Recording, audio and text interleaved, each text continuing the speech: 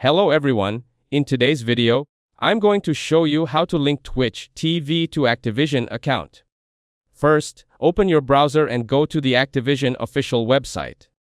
Then, click Login and sign in with your Activision account credentials. In a new tab, open twitch.tv and log in to your Twitch account.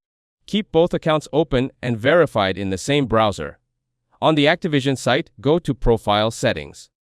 Next, click the Account Linking or Linked Accounts section. Then, find the Twitch option and click Link Account. A new window will appear. Select Authorize to connect to your Twitch. Now, return to Twitch and open Settings and click on Connections. Scroll down and confirm that Activision is listed under Linked Accounts.